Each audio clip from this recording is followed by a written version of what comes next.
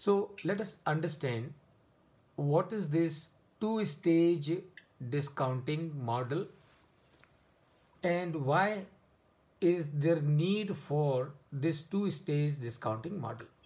First of all, please understand companies have an infinite life.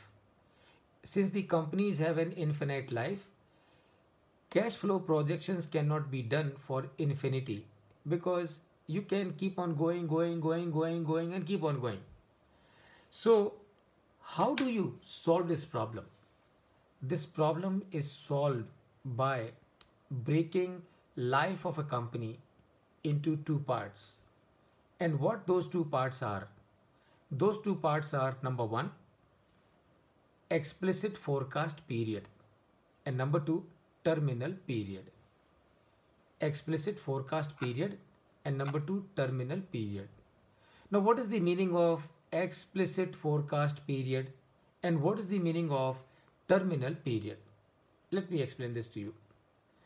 Explicit forecast period का मतलब है कि शुरू का जो कंपनी की लाइफ है उसमें कोई भी company super normal growth rate से ग्रो करती है। कोई भी कंपनी जब शुरू होती है तो शुरू के 5 साल 10 साल 12 साल 7 साल 8 साल ये कंपनी सुपर नॉर्मल रेट से ग्रो करती है। This period is known as explicit forecast period. This period is known as explicit forecast period.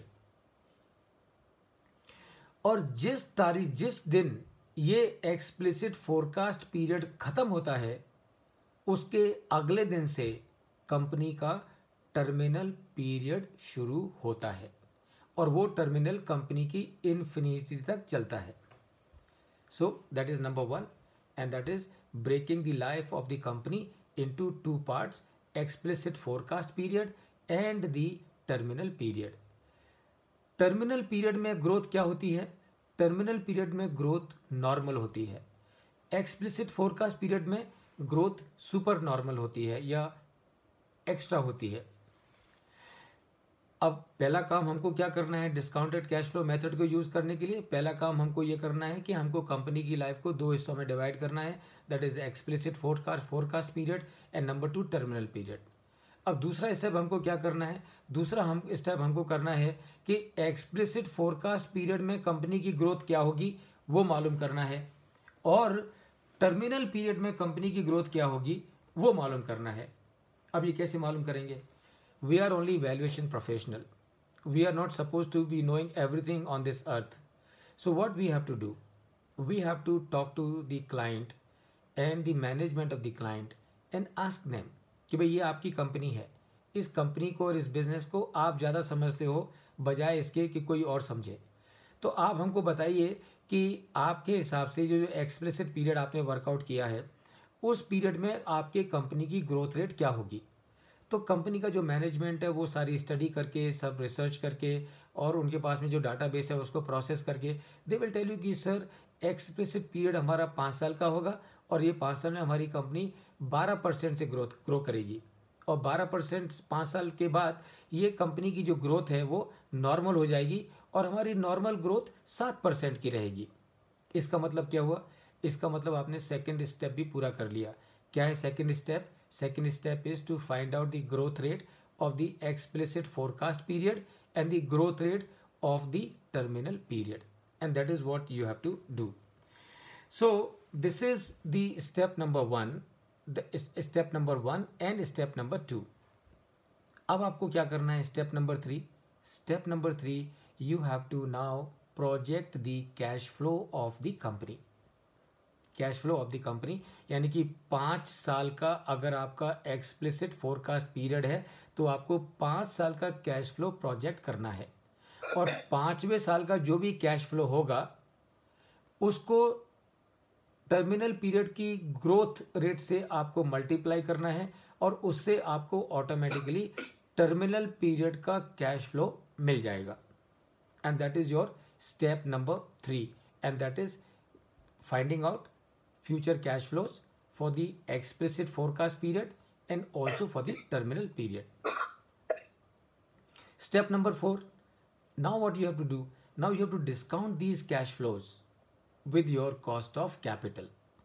तो जब आप एक्सप्लिसिट फोरकास्ट पीरियड के कैश फ्लो को डिस्काउंट करेंगे, टर्मिनल पीरियड के कैश फ्लो को डिस्काउंट करेंगे, तो आपको ऑटोमेटिकली मिल जाएगा आपका present value of the cash flow, present value of the cash flow. Now let us understand how do you find out present value of the for explicit forecast period and present value of the terminal period, and just please be with me. So this is the first part of your life of the company, and that is your explicit forecast period, right? This is your explicit forecast period. इसमें क्या करना है आपको? T is time. So let's say time is 5 years. So that means आपको 5 साल का projected cash flow निकालना है, और उसको आपको जो भी आपकी कॉस्ट ऑफ इक्विटी होगी उससे आपको, या कॉस्ट ऑफ कैपिटल होगी उससे आपको डिस्काउंट करना है। And this will give you present value of explicit forecast period cash flow. This will give you, ये जो, don't worry, I am going to give you an example, a practical example after this. So this is what you will do, and now this is your cash flow for the terminal period, and this is where you have to be careful. This is where you have to be careful because बहुत सारे लोग यहाँ गलती करते हैं। क्या गलती करते हैं वो भी मैं आपको बताता हूँ। तो सबसे पहले आपको क्या करना है? सबसे पहले आपको ये जो आपका टर्मिनल पीरियड का कैश फ्लो है वो मालूम करना है। और वो आप कैसे मालूम करेंगे? D is n+1. D is n+1 क्या मतलब है इसका? इसका मतलब है कि आपका एक्सप्लिसिट फोरकास्ट पीरियड 5 साल का है, तो जो 5वें साल का जो कैश फ्लो है, 5वें साल का जो कैश फ्लो है, आपको क्या करना है? 5वें साल के कैश फ्लो को टर्मिनल पीरियड की जो ग्रोथ रेट है उससे आपको मल्टीप्लाई करना है, and that will be your cash flow for the terminal period. अब आपको एक चीज और करनी है, आप उसको कैपिटलाइज करना है। कैसे कैपिटलाइज करना है? Take your cost of capital minus the growth rate. Which growth rate? Terminal period growth rate. And remember, this is nothing but GGM, Gordon Growth Model. This is nothing but GGM, Gordon Growth Model. अब remember what you are doing, you are using discounted cash flow. So that means अभी आपने ये जो section है, इस section से आपको terminal period का कैश फ्लो मिल जाएगा, लेकिन इस कैश फ्लो को आपको डिस्काउंट करना पड़ेगा। और इस कैश फ्लो को डिस्काउंट करने के लिए आपको क्या करना पड़ेगा? ये cash flow into 1/1 + k, and that is cost of capital raise to n। n का मतलब क्या है? n का मतलब है 5th ईयर। n का मतलब है 5th ईयर, यानी कि ये जो आपका एक्सप्लिसिट फोरकास्ट पीरियड है उसका जो लास्ट ईयर है, उस लास्ट ईयर के कैश फ्लो को जिस डिस्काउंटिंग फैक्टर से आप डिस्काउंट करोगे, ये जो आपका टर्मिनल पीरियड का जो कैश फ्लो है, आप उसको उसी डिस्काउंट फैक्टर से डिस्काउंट करोगे। लोग क्या गलती कर जाते हैं? लोग ये गलती कर जाते हैं, क्योंकि यहाँ पर हमने 5वें साल के जो कैश फ्लो था उससे हमने टर्मिनल पीरियड की ग्रोथ रेट से मल्टीप्लाई कर दिया। तो लोग क्या गलती कर जाते हैं? लोग इसको 5वें साल की जगह इसको 6वां साल लेके चले जाते हैं। और अगर आपने इसको 5वें साल की जगह 6वां साल ले लिया तो इसका मतलब आपने जो डिस्काउंटिंग फैक्टर है वो गलत ले लिया। और अगर आपने वो फैक्टर गलत ले लिया तो फिर आपका जो कैलकुलेशन है, जो आपका वैल्यूएशन है, वो फिगर गलत हो जाएगा। प्रैक्टिकल लाइफ में शायद उतना फर्क ना पड़े, लेकिन एग्जाम में ये डेफिनेटली आपको रॉन्ग आंसर देगा, और एग्जाम में रॉन्ग आंसर देगा तो फिर आपके मार्क्स कट जाएंगे। मार्क्स तो मिलेंगे नहीं, ऊपर से नेगेटिव मार्किंग है तो आपको नेगेटिव मार्किंग भी हो जाएगी। So this, friends, is your 2-stage discounting model for valuation of an entity that has infinite life.